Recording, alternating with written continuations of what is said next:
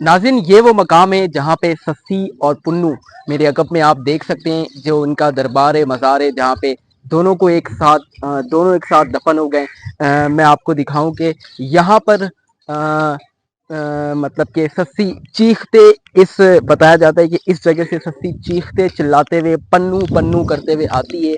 और यहाँ पे इसको बकरी चौराहा मिलता है, जो जिसकी नीयत ख़राब होती है या जो बताया जाता है, और वो उसके पीछे पड़ जाता है। फिर वो अल्लाह से सच्ची फरियाद करती है कि मुझे मेरी इज्जत को महफूज कर और मुझे बचा ले। उसके बाद अल्लाह पाक इस जगह को मतलब कि ज़मीन बोस करते हैं। और ये पीछे आप देख रहे होंगे मज़ार बना हुआ है। यहाँ पे अंदर जाके आपको दिखाते हैं कि किस तरीके का मज़ार बना हुआ है। यहाँ पे पहले सस्सी ज़मीन बोस होती है, उसके बाद पन्नू भी चीखते चिल्लाते हुए आता है, और चौराहे से मालूम करने के बाद वो भी अल्लाह से फरियाद करता है और ज़मीन बोस होती है, और दोनों एक साथ अंदर दफन हो जाते हैं। कई सौ साल गुजरने के बाद फिर हज़रत शाह अब्दुल लतीफ़ भटाई को जो ज़मीनों की परवास करते हैं, उनको पता चलता है कि यहाँ पे कुछ ऐसे दो लोग मौजूद हैं जो अंदर यहाँ पे दफन हैं एक साथ। उसके बाद लोगों से और फिर सारा कुछ यहाँ से मालूमात हासिल की जाती है। ये सस्सू पुन्नू का मज़ार है, दरबार है, जहाँ पे दोनों एक साथ दफन हैं। और यही मकाम पर सस्सी ने पहले फरियाद की कि अल्लाह मेरी इज़्ज़त बचाते हुए मुझे अपने पास बुला ले।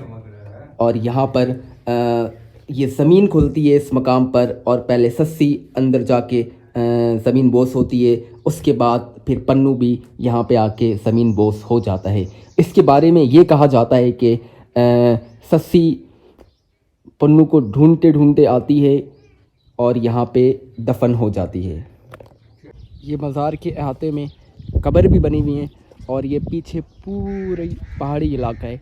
और अभी भी यहाँ पे कुछ ज़मीनें जो हैं मतलब कि ज़मीन बोस हुई हुई हैं। मैं आपको दिखाऊं कि ये देखें, यहाँ पर अभी भी मज़ार के बाद यहाँ पे ज़मीनें कुछ खुली हुई हैं, कुछ ज़मीनें खुली हुई हैं। ये वो जगह है यहाँ पर लोग मतलब कि जो आते हैं, ये यहाँ के मकामी लोग मेहमान के तौर पर उनका इस्तकबाल करते हैं, और रहने के लिए यहाँ पे मुफ्त उनको बिल्कुल अच्छे तरीके से उनको यहाँ पे जगह प्रोवाइड करते हैं।